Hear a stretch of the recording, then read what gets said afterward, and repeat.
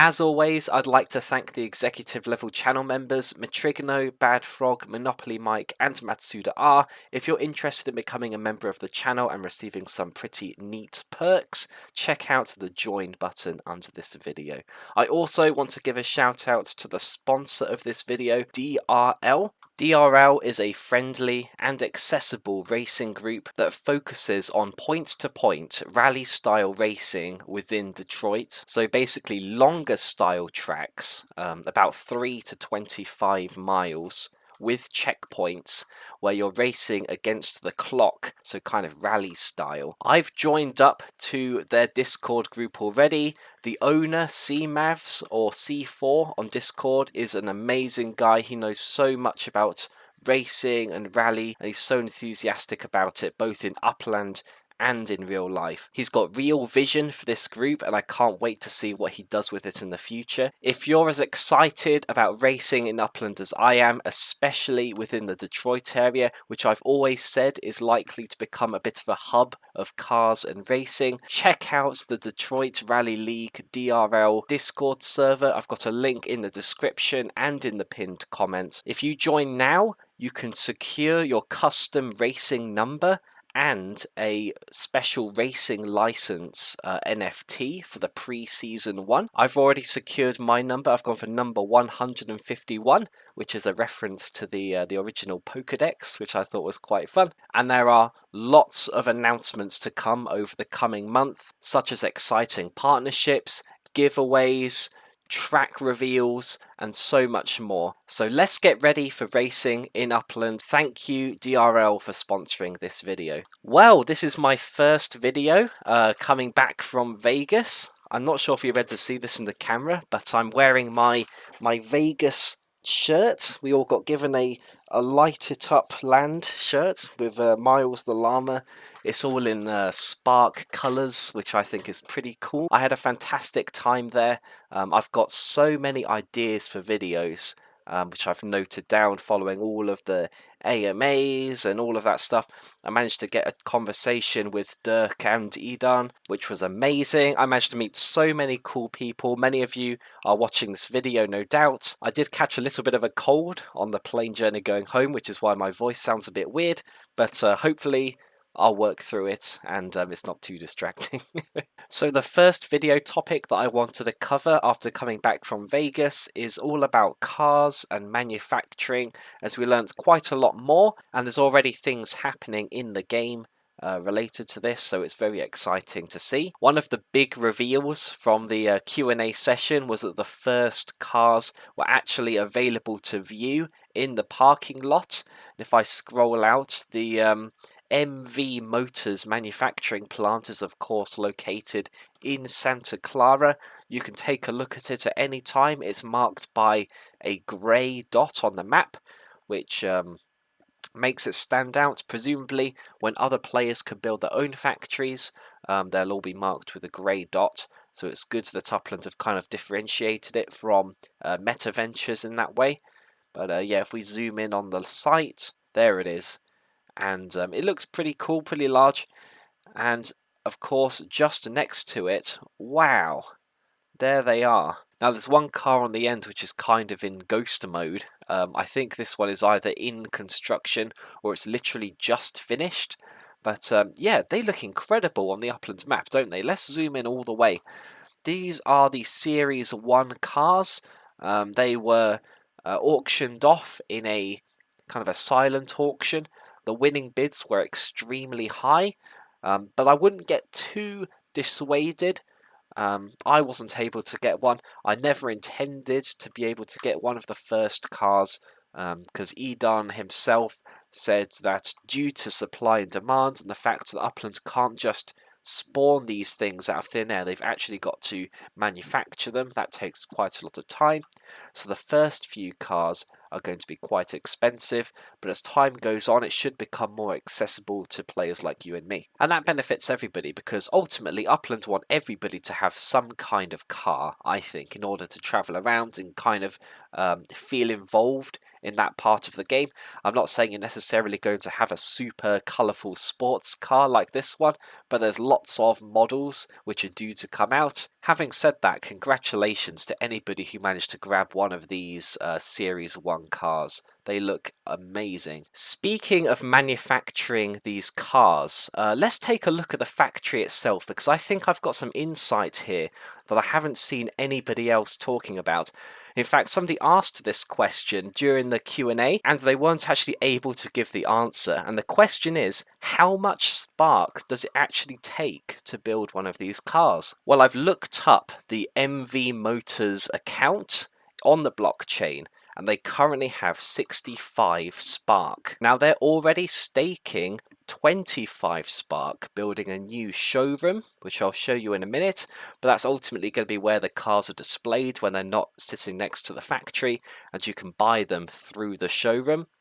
That means that MV Motors has 40 spark left to produce these cars, and they're produced in batches of 2, so that's effectively 20 spark per car. And I waited to make this video because I wanted to see how long it would take to build one from scratch. It looks like it's 24 hours with 20 spark.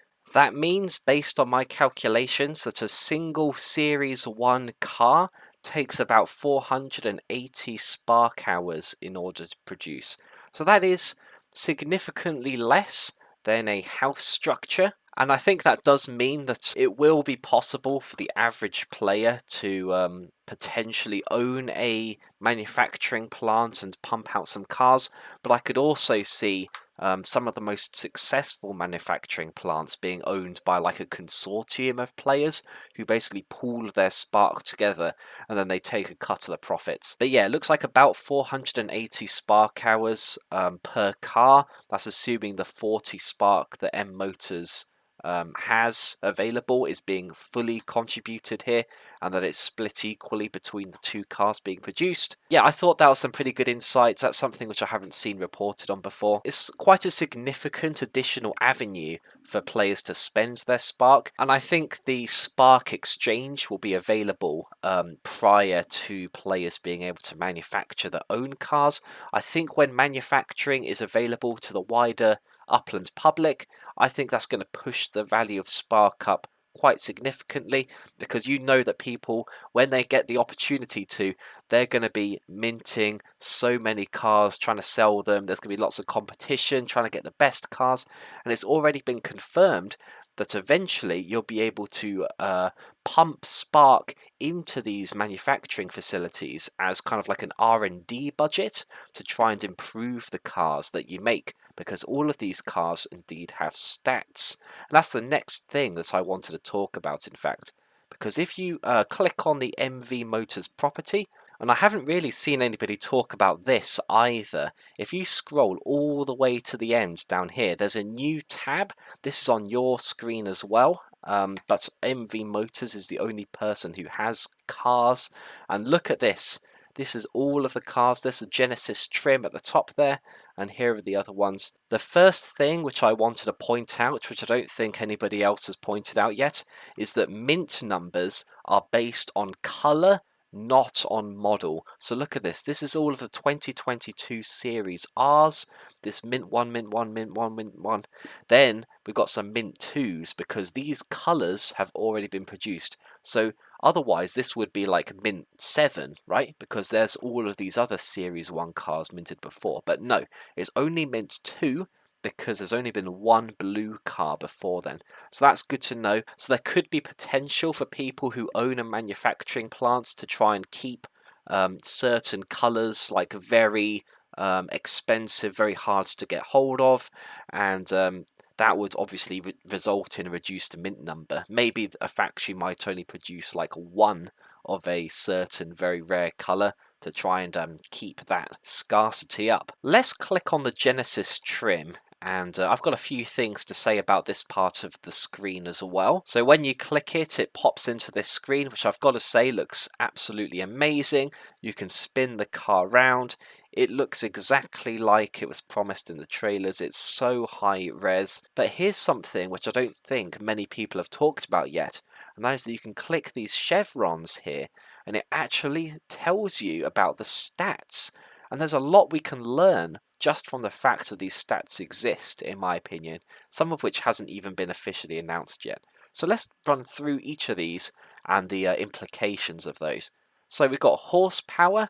This is a 1,000 horsepower sports car, obviously very powerful, weighs about 2 tons. What is the significance of the weight? To be honest, I'm not 100% sure. I'll have to see what people say in the comments. It could be when you're transporting the thing. Maybe you can have a weight limit on the trucks which carry the goods. The speed rating for the Genesis trim is 92 out of 100, so extremely fast, but notice that they've built in a little bit of leeway. So Upland haven't gone, the first car ever is literally as fast as it can possibly go. They've given it a rating which will allow it to be upgraded potentially once that functionality comes into the game to like tune cars, or they're leaving themselves open to actually releasing a like a 95 speed car in the future. Acceleration, obviously in racing, just how quickly you pull off from a stop. Braking, it's quite low in the Genesis trim. I thought a sports car would have better braking, but that's interesting. So it implies that a sporty car like this one might struggle a little bit with corners and therefore might be better suited to a drag race with its good acceleration and top speed.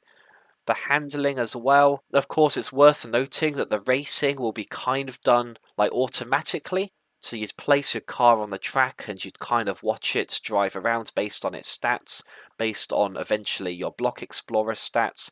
But handling is still valid because even though you won't be controlling it, I imagine it'll kind of influence the way that your car takes corners. So again, this implies that the Genesis trim and these sporty cars aren't going to be so good at corners. So it's worth noting that there is no one best car. You've got to pick the right car for the right track. Energy efficiency rating is one which I found really interesting. So we know that eventually Spark is going to be used to power these cars, and an energy efficiency rating as low as 15% implies that if you want to own a sporty car like this one, you've got to have either the Spark to power it or the UPX to pay somebody else to power it up for you. So this is not the sort of car that you want to be using to get from place to place. It's pretty much only going to be for racing. If you owned a car like this, you'd probably have this one for straight line street racing, and then a more convenient, energy efficient car for actually getting from place to place. Which again demonstrates there will be a purpose for every car in Upland, which I think is really cool. The reliability rating is an interesting one because I kind of associate that with this below one, the durability rating. Well, I guess on the sports car they're both pretty similar, but they kind of sound like similar things. So when you're driving around, your car is eventually going to sort of take wear and tear.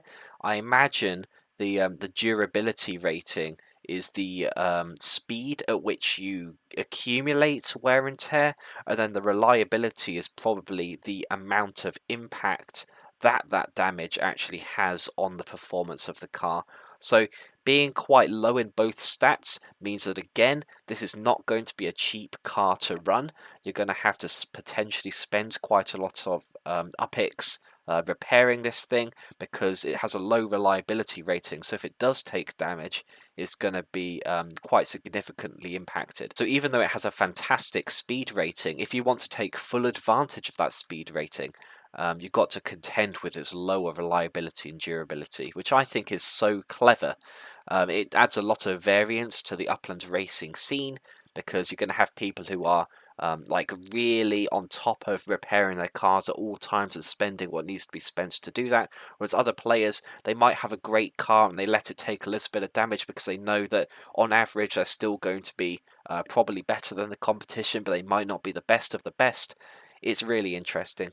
And then we've got the off-road rating, which is the Genesis trim's worst rating of all. This kind of relates to the Detroit Rally League sponsorship that I referred to at the start of the video, where I'm sure there'll be racing cars that have great off-road ratings, because obviously rally, you've got lots of off-road opportunities there, and that the fact that this exists pretty much confirms that eventually cars are intended to be able to go on tracks which aren't just on streets, but you can go across parks or whatever. But if you are doing that, don't bring the Genesis trim because it is awful at it. Drivetrain is all-wheel drive. What impact that will have on racing is yet to be seen, but the fact that it's included is quite interesting. And similarly, wheels 4. Why even mention that? Well, to me, we know that we're getting the trucks, so that could be 6 wheels potentially. And then similarly, bikes. That seems like it's a placeholder to basically have 2-wheeled cars in the game as well, which is very exciting. Just wrapping up the point about stats. Let's take a quick look and remember these numbers for speed, acceleration and braking. So 92, 68 and 25.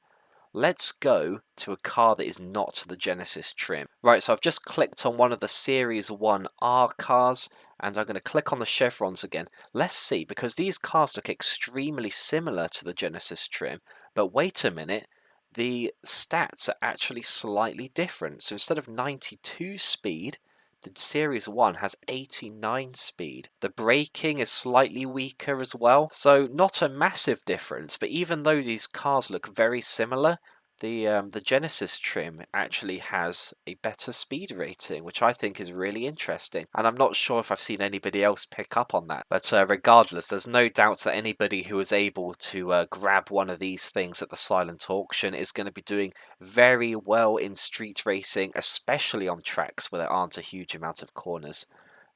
Unfortunately for those guys, my upcoming Holliswood Node racetrack will have quite a few corners in it. So maybe you'll need to bring a more all-rounded car for those events, or maybe you'll get such a massive advantage on the straightaways that it won't even matter that you're a bit weaker on the corners. That's kind of the fun of racing with lots of different types of cars. There's no one real best answer. Yeah, I just can't wait to see racing coming into the game. It's clearly something Upland has been focusing a lot of their development time on over the past few months. It feels like it's finally almost here. Obviously the cars themselves are actually in the game now. They're being manufactured, and if I rotate my camera up here, here's the manufacturing plant, and just northeast of it, this is the showroom which is currently being developed. And again, it's such a massive property, which makes me wonder, is it worth grabbing like some huge properties? Because the manufacturing plant is like 10,000 up to. It's absolutely huge. By having the showroom and the factories being so large, that could actually add quite a lot of utility to mega properties like this. Which is great, because recently it's mostly been the smaller properties which have been getting all the love because you can flip them easier. But there you go. There is the showroom being built, and once that's done, presumably the cars will go in there, and that's how you can buy them. I also wanted to flag that I own a few properties near here, and the prices of the floors around the showroom and around the factory have increased significantly. It's an interesting idea to speculate on it. I don't think people have really thought too much about this yet, but I managed to grab these properties down here for like 35,000. The floor here is like $45, $48 and 65,000 UPIX. And these are quite small properties as well. There is definitely quite a lot of speculation on people wanting to buy houses right near the showroom. I grabbed a couple. It kind of reminds me of when the NFL legit stadiums were first announced and people managed to grab all the stuff near the stadium in Chicago. I made some money flipping stuff over there. So yeah, that's another tip from me. Think about potentially grabbing stuff near showrooms if you can find a good deal over there. But yeah, that's all I wanted to share about cars and factories for now. Lots of interesting things coming up. It's obviously a topic I'm going to be talking more and more about as time goes on. But I think that was some interesting insights which I haven't heard shared anywhere else. Please let me know in the comments what else you'd like me to cover on the channel. I do love to read all of your comments. And of course, thank you to my executive and director level channel members, Bad Frog, Matrigno, Monopoly Mike, Matsuda R, and Tashar Zing. I hope you all really enjoyed the video. Thank you Detroit Rally League for sponsoring the video, and I'll see you all in the next one.